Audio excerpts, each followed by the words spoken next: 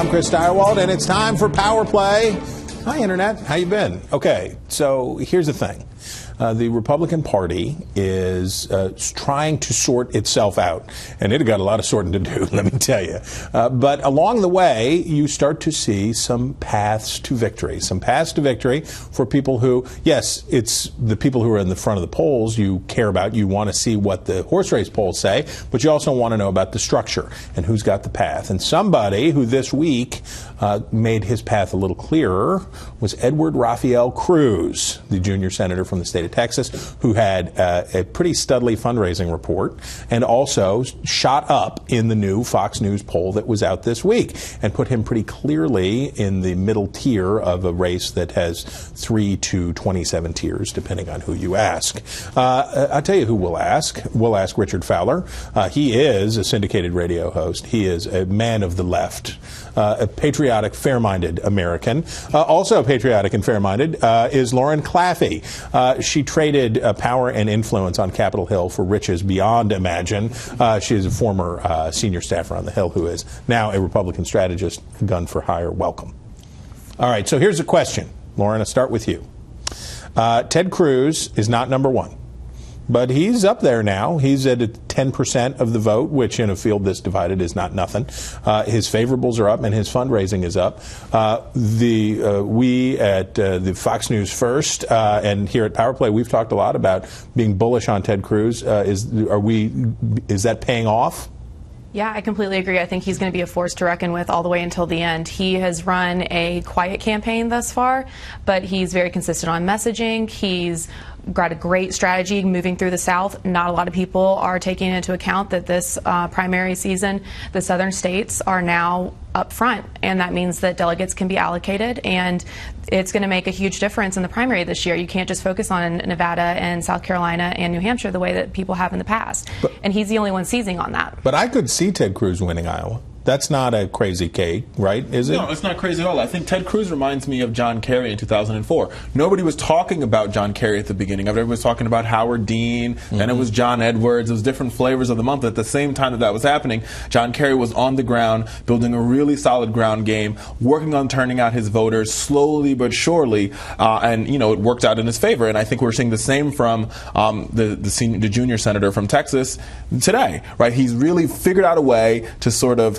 right-size himself, attach himself to Trump when necessary, detract himself to Trump when necessary, and we've seen the slow climb in the polls from him. He's been the only person in this race that has had what I would call an upward tick in if you're talking about slope lines, right? His slope is upward sloping, and it's continued to be upward sloping since the beginning of his campaign. Stealing Rand Paul's lunch and pushing and locking him in a locker also has helped him. He seems to have stolen most of Rand Paul's stuff, and Rand Paul is yelling at people in parking lots. So that's been good for Cruz. But can a strategy, is any strategy really that good if it's contingent on two people ahead of you in line both going kablooey? I think it's a smart strategy. I think that we've already seen that Huckabee is not going to be the nominee. He's already ran a couple of times unsuccessfally, and Ted Cruz only once. He only ran once.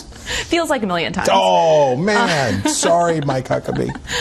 But no, Ted Cruz is going after evangelicals, libertarians, and Tea Partiers, and everyone up in front of him that probably won't last until the very end because they're not running as good of a ground game as he is, are set to bow out, and he'll be right there to pick up the voter blocks. The Trump-publicans can become Cruz-publicans. Easily. Okay, do you agree with that? I agree. I think the Trump-publicans can become Cruz-publicans, but I think there's a couple steps to getting them to become Cruz-publicans, and that's the hard part for Ted Cruz. So while he's figured out how to build a ground game and how to slowly move up in the polls, he has two big problems. Problem number one is Ben Carson, and problem number two is Donald Trump. Ben Carson has spent the money that he is getting, and he's raising a lot of money, and what he's doing with his money is really investing on the ground, right? He ran a grade A campaign. I talked about this in my recent Ebony piece a couple weeks ago, right? He did. I mean, I bashed him at the end, and rightfully so, but I talk about how he's built a really good ground game. He understands whoever his folks are working in shop, understand what it is grade A campaign management, and so I think that bodes for him. And for Donald Trump, this guy can get on Twitter and make a big stink and become headline. I want to ask you something about the piece. I want to ask you about this too. Is the coverage of Ben Carson racist or racisty? How does his race, how does his blackness affect how he is in the race? Well, here's the thing. I don't think the coverage of him is racist. I think he has injected race himself by saying things that I would think are not the right things to say for being an African American running and making history. But that's ideological.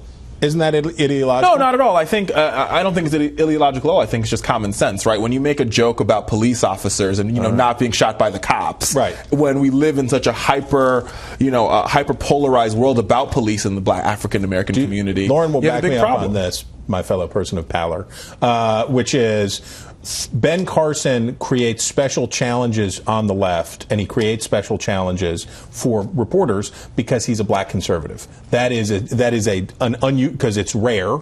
First of all, and then second of all, he's a brain surgeon. So it's like we got a black guy, he's a brain surgeon, and he's ultra conservative. Am I right? Say I'm right. Well, maybe. Maybe?